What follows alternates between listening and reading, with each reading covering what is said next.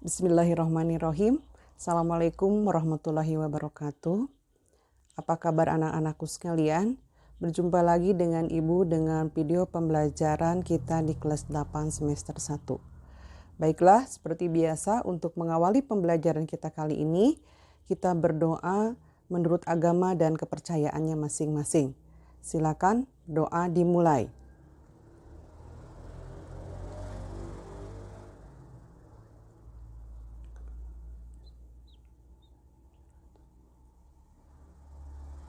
Amin. Baiklah anak-anakku sekalian, pada pertemuan kita kali ini kita akan melanjutkan materi mengenai zat aditif dan zat adiktif. Materi ini tentu saja ada keterkaitannya dengan materi sebelumnya, yaitu sistem pencernaan makanan. Ya. Kompetensi dasar 3.6 menjelaskan berbagai zat aditif dalam makanan dan minuman, zat adiktif serta dampaknya terhadap kesehatan. Nah, kalau tadi dilihat dari namanya zat aditif dan zat adiktif, ya, ini namanya yang hampir mirip tetapi tentu saja memiliki pengertian yang berbeda. Zat aditif adalah bahan-bahan yang ditambahkan pada bahan makanan yang diolah. Kemudian kalau zat adiktif adalah zat yang jika dipakai dapat menimbulkan ketergantungan fisik yang kuat dan ketergantungan psikologis yang panjang. Ya, kita bahas dulu mengenai zat aditif. Nah, jika Ibu berikan pilihan kepada kalian, ya, ini yang A, ini, ya, dan kemudian ini yang B, minuman yang beraneka warnanya, mana yang akan kalian pilih? Apakah yang A ataukah yang B? Oke, tentu saja di antara kalian terdapat dua opsi atau dua pilihan antara memilih yang A ataupun yang B. Ya, masih ada satu lagi. Nah, ini ada dua pilihan lagi. Ini A, ya, makanan A biasanya istilahnya itu disebut dengan makanan junk food atau siap saji, ya. Kemudian juga ini yang B, ini tumpeng, ya. Kalau kita lihat di sana ada berbagai macam warna. Jadi ada variasi warna, ya. Kemudian kita akan tahu ada apakah di dalam makanan tersebut, ya. Nah, kalau ketika kalian di sekolah, ketika pulang sekolah ataupun ketika kalian istirahat, ya, tentu kalian sering bertemu dengan penjual makanan atau minuman. Nah, bagaimana pendapatmu tentang tampilan dan rasa makanan serta minuman tersebut? Ya. Nah, agar memiliki warna yang menarik dan memiliki rasa yang lezat, penjual biasanya menambahkan zat tertentu dalam makanan dan minuman. Apakah yang ditambahkan penjual tersebut? Ya. Misalkan di sini ini ada kue rainbow cake, ya. Kemudian di sini ada minuman dengan berbagai warna dan tentu saja berbagai rasa, ya. Nah, agar kalian dapat mengetahui lebih mendalam, mari kita pelajari dengan penuh semangat. Nah, Tuhan memerintahkan kepada kita untuk mengkonsumsi makanan dan minuman yang sehat dan tidak bertentangan dengan agama. Untuk apa? Agar kita terhindar dari berbagai penyakit. Ya. Nah, ketika kalian diberikan tadi beberapa opsi atau dua opsi ini saja, ya, kalian misalkan memilih yang A tadi ataupun yang B. Kalian harus sudah berpikir, ya, harus sudah bisa memilih dan menentukan, ya. Kenapa? Karena tadi makanan yang insya Allah akan terhindar dari berbagai penyakit itu dapat ditinjau dari berbagai segi. Yang pertama dari cara mendapatkannya, yang kedua kandungan gizinya, dan yang ketiga adalah dampaknya terhadap tubuh.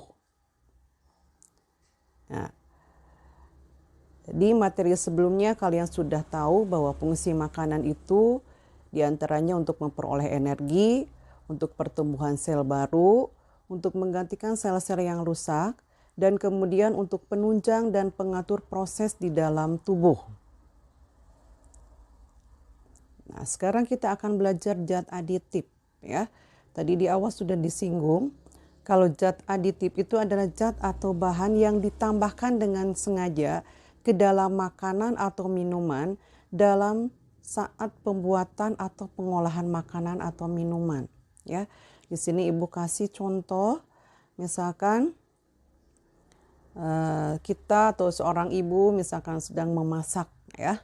Nah, ketika mengolah makanan tentu dia ingin mendapatkan cita rasa yang enak, penampilannya juga, dan kemudian juga tentu saja memiliki kandungan gizi yang baik ya.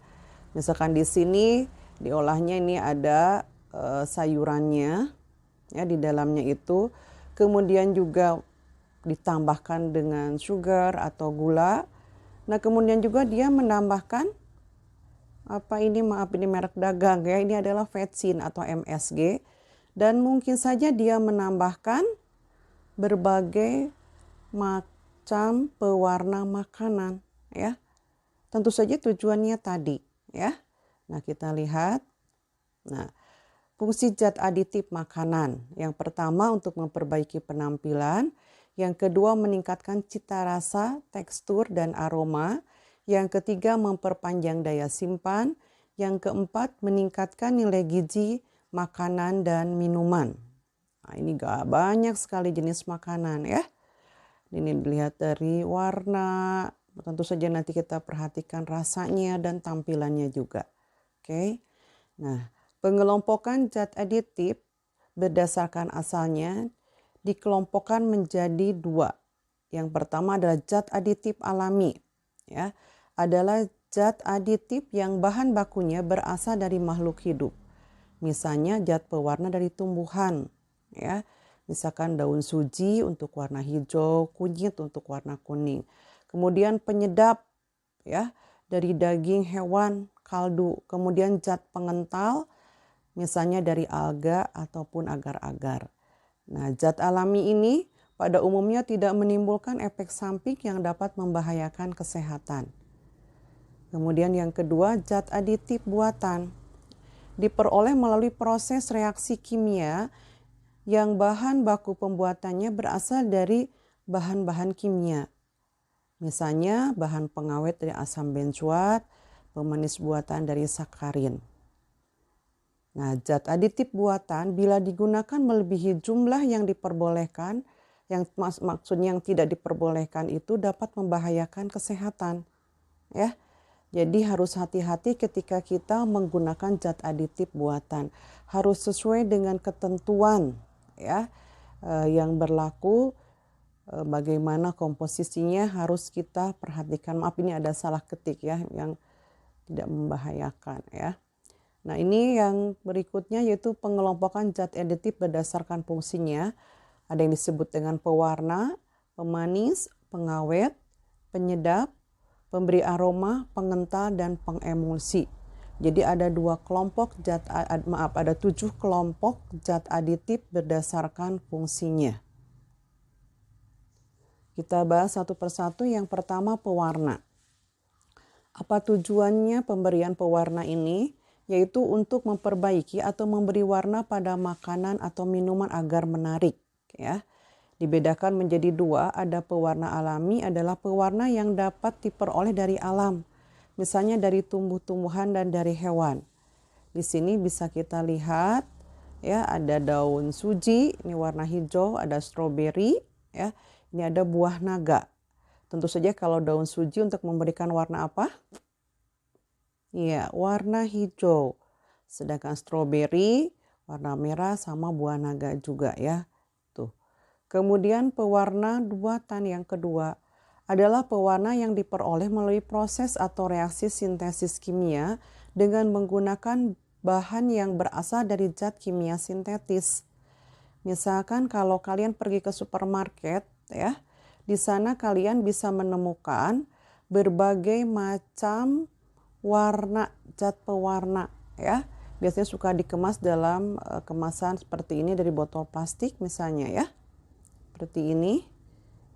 Nah, ini pada berbagai macam warna pada pewarna buatan. Oke, nah di sini Ibu kasih tabelnya, yaitu mengenai jenis-jenis pewarna alami. Ada ungu, misalkan kalau kalian ingin mendapatkan warna ungu, bahannya itu adalah buah murbei, buah anggur. Kalau kuning kunyit, orange wortel, hijau daun suji atau daun pandan, coklat kakao. Untuk warna merah ada buah naga stroberi, dan warna hitam itu dari, tapi ini tidak dianjurkan ya, ini arang ya. Nah, kemudian yang buatan, nah di sini ada warna biru, brilliant blue, ya, kuning, tartajin, orange sunset yellow, hijau, past green, dan warna merah Allura red AC. Ya, kalau boleh Ibu sarankan, ketika kalian mengingat atau menghafal zat pewarna buatan, kalian tinggal melihat saja namanya. Brilliant blue berarti blue ya. Sunset yellow berarti yellow, kuning atau orange ya. Di sini green hijau dan red adalah warna merah ya. Jadi kalau kalian menemukan misalkan ada zat pewarna yang namanya rada aneh seperti ini ya, mungkin yang baru kalian dengar berbeda mungkin dengan wortel dengan kunyit, berarti itu adalah termasuk kelompok pewarna buatan. Paham? Ya, kita lanjutkan ke berikutnya ya. Nah, pewarna alami ini memiliki keunggulan dan kelemahan ya. Keunggulannya tentu lebih sehat, tidak menyebabkan efek samping ya. Sedangkan kelemahannya cenderung memberikan rasa dan aroma khas yang tidak diinginkan. Warnanya mudah rusak karena pemanasan. Warnanya juga kurang kuat atau pucat ya yang alami itu, dan terakhir adalah jenisnya terbatas. Nah, sekarang yang pewarna buatan, keunggulannya harganya murah, praktis dalam penggunaan, warnanya lebih kuat, jenisnya lebih banyak, warna tidak rusak karena pemanasan. Sedangkan kelemahannya tentu saja dapat membahayakan kesehatan jika digunakan tidak sesuai peruntukannya. Yang kedua, sekarang kita lanjutkan pemanis ya. Tujuannya apa? Tujuannya adalah untuk menimbulkan rasa manis pada makanan atau minuman ya. Di sini Ibu kasih gambarnya ada gula pasir dan gula aren. Tidak asing lagi kan pada kita semua. Nah, pemanis alami ini digunakan sebagai pemanis pada makanan atau minuman sesuai dengan keperluan dan mengikuti takaran tertentu. Contohnya yaitu gula pasir atau sukrosa, gula kelapa, gula aren, gula lontar, dan gula bit. Ya, jadi tetap saja meskipun dia termasuk alami harus sesuai atau mengikuti takaran tertentu. Jadi tidak boleh berlebih. Kemudian yang B, pemanis buatan. Dibuat dengan tujuan sebagai pengganti pemanis alami bagi orang-orang yang tidak diperbolehkan mengkonsumsi pemanis alami. Seperti misalnya penderita kencing manis atau diabetes mellitus. Ya. Nah, kemudian pemanis buatan ini tidak menghasilkan kalori dalam tubuhnya sehingga sering digunakan oleh orang yang diet. Ya, contohnya apa? Ada siklamat, aspartam, karium asesulfan, dan sakarin. Kita lanjutkan yang ketiga yaitu pengawet ya. Apa fungsi pengawet? Ya, pengawet ini berfungsi untuk menghambat kerusakan makanan atau minuman yang disebabkan adanya mikroorganisme yang tumbuh pada makanan atau minuman. Di sini Ibu kasih gambarannya mengenai roti ya. Kalau roti sudah melewati batasnya atau sudah kadaluarsa, tentu akan ditumbuhi dengan jamur ya, seperti ini yang berwarna hitam. Tentu saja roti ini sudah tidak layak kita konsumsi lagi ya. Meskipun mungkin di dalam roti tersebut sudah ditambahkan zat pengawetnya. Oke, kita lanjutkan. Nah, reaksi kimia dalam mikroorganisme tersebut dapat dicegah dengan berbagai cara. Ya, yang pertama dengan fermentasi, yang kedua dengan pengasaman, yang ketiga oksidasi, yang keempat pencoklatan atau browning. Kemudian juga yang kelima ada pengasinan dan pemanisan. Yang keenam ada pemanasan dan pendinginan. Kemudian yang ketujuh ada pembekuan pengeringan. Yang kedelapan ada pengasapan. dan yang kesembilan ada penyinaran, ya. Nah, ini yang dari mulai fermentasi sampai pengasinan dan pemanisan ini yaitu dengan cara kimiawi. Sedangkan ya dari pemanasan, pendinginan sampai penyinaran itu dilakukan secara fisika. Ya. Nah, kemudian di sini kasih contoh ada tabelnya bahan pengawet dan penggunaannya, ya. Ini tentu saja yang pengawet buatan. Ya, di sini ada asam benzoat atau natrium benzoat dan kalium benzoat. Ini untuk apa? Untuk mengawetkan makanan minuman ringan seperti kecap dan saus. Kemudian ada asam askorbat untuk mengawetkan daging olahan, kaldu, dan buah dalam kaleng. Ada natrium nitrat, ini untuk mengawetkan daging olahan dan keju. Ada asam propionat untuk mengawetkan roti dan keju olahan. Kemudian juga ada butil hidrokasiofil ini atau BHA untuk menghambat oksidasi pada lemak dan minyak. Dan ada juga butil hidroksil toluen ya maaf. Ini untuk menghambat oksidasi pada lemak, minyak, margarin, dan mentega. Ini bahan pengawet yang digunakan. Nah, sekarang yang secara kimiawi tadi sudah ya. Kemudian juga yang keempat adalah penyedap.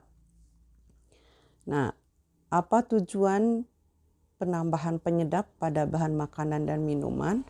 Adalah bahan makanan yang digunakan untuk meningkatkan cita rasa makanan. Ya, misalkan kalian makan bakso, ya. Rasanya kurang sip katanya kalau tidak ditambahkan MSG atau petsin atau cuka mungkin ataupun garam, ya. Nah, di sini ada penyedap alami, contohnya ada garam, bawang putih, bawang merah, cengkeh, pala, merica, ketumbar, laos, kunyit, sereh, kayu manis, cabai, kaldu dari daging atau tulang. Yang sering membantu ibunya di dapur tentu sudah hafal ya. Ini berbagai macam penyedap alami. Nah, tadi ini penyedap buatan. Petsin atau MSG, monosodium glutamat atau MNG, mononatrium glutamat. Nah, kalau boleh Ibu cerita sedikit, ini dulu ada yang disebut dengan sindrom restoran Cina. Ya. Jadi ada sindrom, kenapa? Karena dia banyak mengkonsumsi petsin atau MSG, jadi takarannya berlebihan. Sehingga akhirnya pada yang mengkonsumsikan MSG ini timbul gejala-gejala yang pertama gatal-gatal sampai ruam di anggota tubuhnya, kemudian menyerang otaknya dan akhirnya menimbulkan kematian.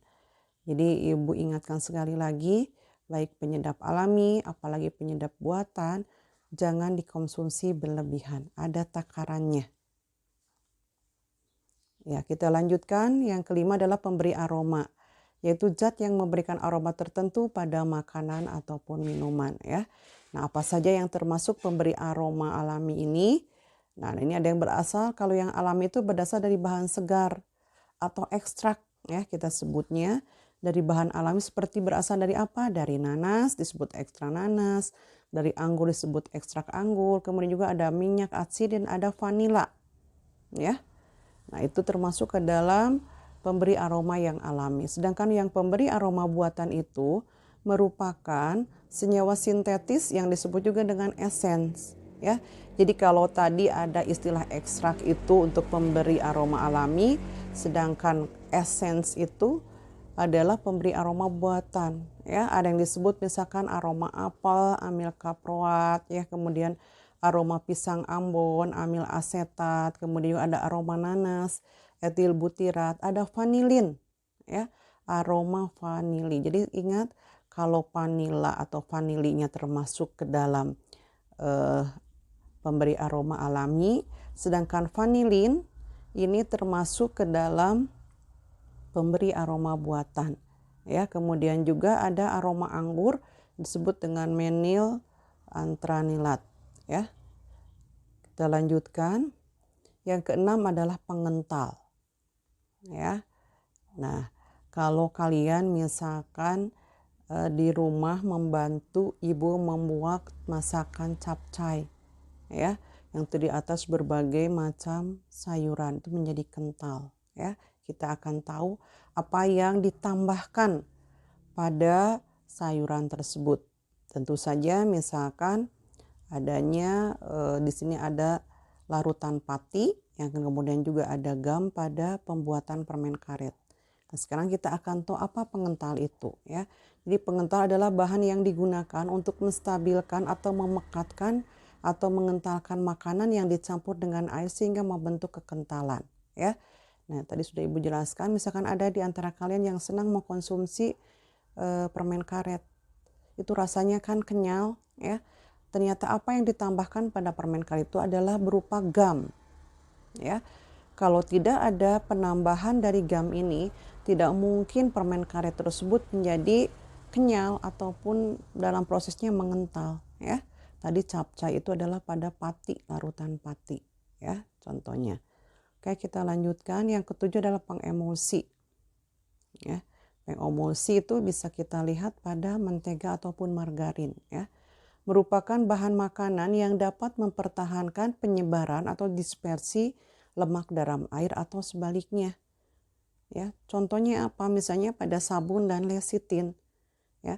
Mungkin bagi kalian yang sudah melakukan eksperimen atau eksperimen atau percobaan sederhana sudah pernah melakukannya, ya, di mana sifat air dan minyak itu tidak bisa saling bercampur. Namun bila kita tambahkan sabun kemudian diaduk keduanya maka dapat tercampur, ya. Ada apa itu? Karena tadi ada sabun, ya, yang bertindak sebagai pengemulsi, ya, penyebar atau pendispersi lemak. Kemudian juga lemak dan air pada mayones dan mentega itu akan terpisah, ya. Bila ditambahkan dengan lecithin. Nih, ya. Oke, kita lanjutkan. Nah, itu adalah 7 zat aditif makanan. Ya, sekarang kita lanjutkan pada zat adiktif dan psikotropika. Wah, kalau melihat gambarnya ini agak-agak serem, ya.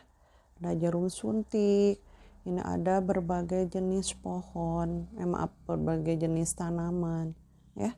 Kita akan tahu nih, apa zat aditif dan psikotropika ini. Nah, ini lebih seram lagi, ya, gambarnya. Say no to drugs, katanya, ya. Kita lihat pengertiannya. Zat aditif adalah zat-zat yang apabila dikonsumsi dapat menyebabkan ketergantungan atau adiksi atau ingin menggunakannya secara terus-menerus. Artinya kita ketagihan, ya. Nah, ada zat aditif yang alami yang bisa dikonsumsi, ya, yang biasa dikonsumsi. Misalnya kopi dan teh. Ya, pada kopi dan teh ini terdapat zat adiktif. Pada kopi kafein, sedangkan pada teh adalah tein, ya.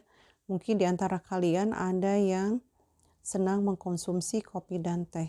Nah, jika belum misalkan kalian setiap pagi mengkonsumsi kopi, terasa tubuh kalian lemas atau ngantuk. Jadi setiap hari kalian harus mengkonsumsi kopi, ya. Tujuannya apa? Tadi untuk menghilangkan rasa kantuk. Begitu juga dengan teh. Berarti itu sudah termasuk ke dalam kriteria ketagihan atau ketergantungan, ya. Jadi kalau misalkan tidak mengkonsumsi kopi, wah kita merasa ngantuk atau lemas, ya.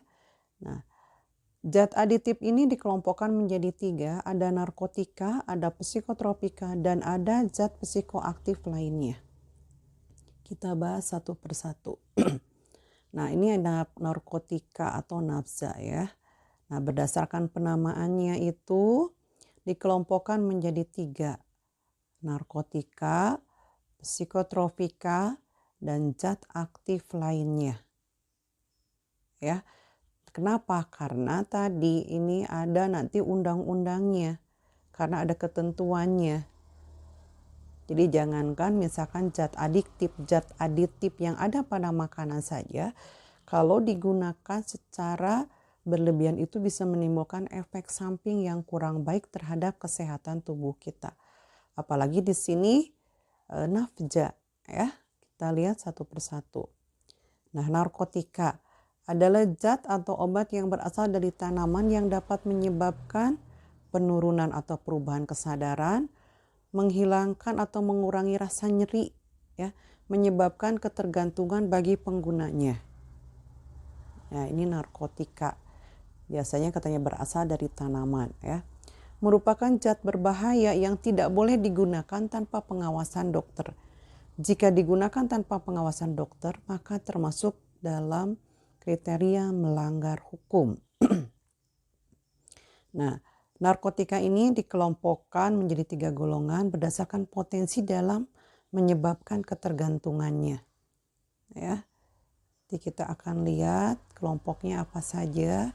Di sini ada 3 kelompok, tapi Ibu sebelumnya nih kasih contoh dulu: nikotin, kokain, opium, dan ganja. Ya, pengelompokannya itu di sini ada undang-undangnya nomor 35 tentang narkotika. Di sini ada 65 jenis, ya, yang termasuk kelompok yang pertama. Kelompok yang pertama ini adalah yang berpotensi sangat tinggi, ya, ketergantungannya. Ya, ini ada jenisnya, ada opium salah satunya, ya, kemudian ada putau atau heroin. Ini dilarang digunakan untuk pengobatan, hanya untuk iptek, ya, ilmu pengetahuan dan teknologi. Kemudian golongan yang kedua itu ada 86 jenis, potensi tinggi ketergantungan, contohnya apa? Morfin, metadon, petidin, fentanil, ya. Bisa digunakan untuk pengobatan dan untuk iptek, ya. Sedangkan yang ketiga ini adalah ada 13 jenis, potensinya itu ringan, ya, tetapi tetap menimbulkan ketergantungan. Ada kodein, ada difenoksilat, dan ada buprenorfina. Bisa digunakan untuk pengobatan dan iptek.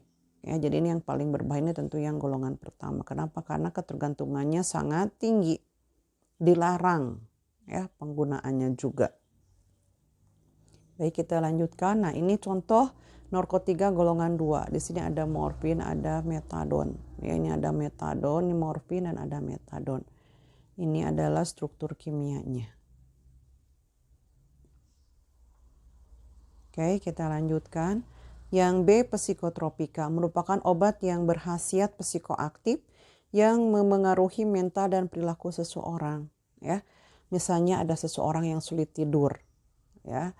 Nah, maka dia harus selalu meminum obat tidur dari golongan psikotropika ini sehingga dapat menimbulkan tidur yang nyenyak, ya.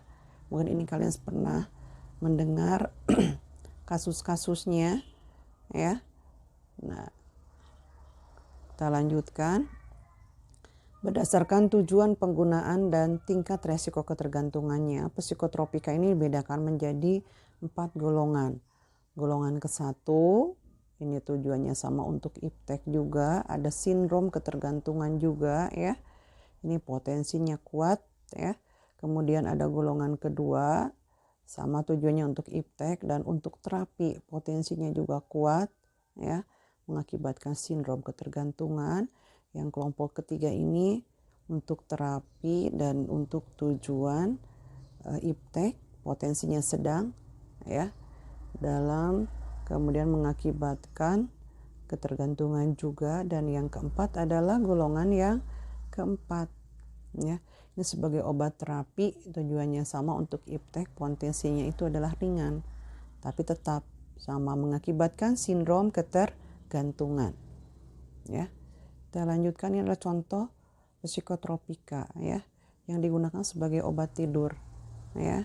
Nah, maaf, misalkan beberapa waktu yang lalu banyak dari kalangan selebritis kita yang mengkonsumsi obat tidur. Kenapa? Karena dia sulit tidur, ya, sulitan tidur. Kenapa? Karena jam kerja dianya misalkan berubah, orang lain mungkin tidur, dia bekerja dan sebagainya. Oke, kita lanjutkan. Yang C adalah zat psikoaktif lainnya, merupakan zat atau obat lain yang berpengaruh terhadap kerja sistem saraf pusat, dan jika disalahgunakan atau dikonsumsi dalam jumlah yang besar dapat menimbulkan dampak yang berbahaya bagi kesehatan tubuh. Beberapa contoh psikoaktif selain narkotika dan psikotropika adalah alkohol, nikotin, dan kafein, ya. Nah, Ini ternyata tadi kafein ini kopi, ya. Kemudian juga nikotin ini pada rokok, ya. Ternyata termasuk ke dalam zat psikoaktif lainnya. Kenapa? Karena menimbulkan adiksi atau ketergantungan ataupun ketagihan, ya. Nah, sedangkan jenis alkohol yang sering digunakan itu adalah dari etanol, C2H5OH. Zat ini diperoleh secara alami melalui fermentasi glukosa dengan ragi, ya. Jadi ternyata makanan yang mengandung ragi juga, misalkan peyem atau tape, ya, yang dalam prosesnya itu menggunakan ragi Saccharomyces cerevisiae ini, nah, ini termasuk zat psikoaktifnya. Jadi boleh kita konsumsi, tapi ingat tadi harus dalam ukuran atau takaran tertentu, tidak boleh dikonsumsi secara berlebihan. Nah, nikotin ini dalam pembuatan berasal dari daun tembakau, ya. Daun tembakau ini biasanya digunakan dalam pembuatan rokok. Tadi sudah Ibu jelaskan, ini tembakau. Sedangkan kafein merupakan zat alami terdapat dalam kopi. Selain ditemukan dalam kopi, kafein juga ditemukan pada teh yang dikenal dengan nama tein. Namun kadarnya tidak sebanyak kafein dalam kopi, ya. Meskipun kafein merupakan zat psikoaktif, namun tidak ada larangan dalam penggunaannya. Kenapa? Hal ini disebabkan karena kafein merupakan stimulus yang mampu meningkatkan kerja otak, ya. Mengkonsumsi kopi tidak dilarang, tetapi tidak dianjurkan untuk dikonsumsi secara berlebihan. Nah, kita bahas ini sebelum diakhiri, ada dampak penggunaan zat aditif bagi kesehatan ganja, ya. Di sini ada dampaknya. Ya, misalkan apa sih gejalanya? Sukar tidur, hiperaktif, ya. Kemudian juga ada hilangnya nafsu makan. Gejala OD-nya overdosis nih. Kelakuannya, ada daya pikirnya yang turun, denyut nadinya tidak teratur, dan ada gangguan jiwa. Kemudian kalau opium, ini bisa dibaca juga. Gejalanya apa? Misalkan sering menguap, ya. Kemudian juga hilang nafsu makan, itu suka menggigil dan kejang. Ketika OD itu biasanya dia bisa tertawa tidak wajar, ya. Kulitnya lembab, kemudian nafasnya pendek dan tersengal-sengal. Ya, kalau yang OD overdosis. Kemudian yang ketiga, kokain. Ini ada gelisah sama sulit tidur, ya. Kemudian juga kalau overdosisnya ini dia apa katanya di sini dikatakan? Ya, dia kadang-kadang berbicaranya itu ngelantur, tidak jelas, ya. Itu pada kokain. Dan yang nikotin, gejala putus pemakaian itu udah pusing dan sulit berpikir. Nah, nikotin ingat tadi dari rokok. Jadi sekali lagi kalian jangankan misalkan mengkonsumsi zat aditif kokain, opium, ataupun ganja atau psikoaktif lainnya. Kalian misalkan adiksi terhadap nikotin, rokok, ya, kafein atau teh, mungkin mulai sekarang kalian harus sudah mulai berpikir, ya, apalagi kalian masih kecil, baru kelas 8. Harus mulai berpikir apa dampaknya kalau kalian mengkonsumsi zat adiktif tersebut. Mungkin pada waktu sekarang belum terasa efeknya atau dampaknya terhadap tubuh kita. Tapi seiring dengan pertambahan usia, maka zat-zat tersebut akan terus tertimbun di dalam tubuh kita dan akhirnya akan menjadi bom waktu bagi tubuh kita sendiri, ya. Kalau kalian pernah melihat di infotainment TV, mungkin ada iklannya, ya, bahwa merokok itu berbahaya, tapi tetap saja banyak diproduksi, ya. Tapi kita lihat saja dampaknya. Kalau tidak salah Ibu pernah melihat di tayangan TV itu ada yang sampai tenggorokannya itu berlubang. Mungkin ketika dia masih mudanya itu mengkonsumsi belum terasa apa-apa, yang ada enak. Ingat, hanya kenikmatan sesaat, tapi dampaknya akan sangat berbahaya di kemudian hari, ya. Jadi itu yang perlu kalian ingat, jangan pernah mengkonsumsi, mendekati saja jangan, karena bisa menimbulkan adiksi tadi, oke? Nah, karena itu sekarang kita harus tahu apa upaya pencegahan diri dari bahaya narkoba, ya. Yang pertama, mengenal dan menilai diri sendiri. Yang kedua, meningkatkan harga diri. Yang ketiga, meningkatkan rasa percaya diri. Yang keempat, terampil mengatasi masalah dan mengambil keputusan. Yang kelima, memilih pergaulan yang baik dan terampil menolak tawaran narkoba. Yang keenam, terampil sebagai agen pencegah penyalahgunaan narkoba. Yang ketujuh, menerapkan pola hidup sehat. Yang kedelapan, memperkuat iman dan takwa kepada Tuhan. Yang kesembilan, melakukan kegiatan positif. Dan yang kesepuluh, membangun komunikasi dan hubungan yang baik dengan teman dan dengan keluarga. Kalau boleh Ibu runut atau Ibu kasih urutannya, mungkin yang pertama yang ini. Memperkuat iman dan takwa kepada Tuhan. Kita sebagai umat beragama tentu saja pedoman hidup kita adalah ini, ya. Dengan iman dan takwa insya Allah kita bisa menghandle semua permasalahan hidup ini, ya. Dan tentu saja jangan lupa harus tetap menjalin hubungan komunikasi terutama dengan keluarga dan orang tua kalian. Kalian memiliki permasalahan, jangan lari atau jangan pergi atau jangan curhat kepada siapapun, ya. Curhat yang terbaik itu tentu saja tadi kepada Allah Subhanahu wa taala sebagai umat beragama, dan yang kedua kepada keluarga kita.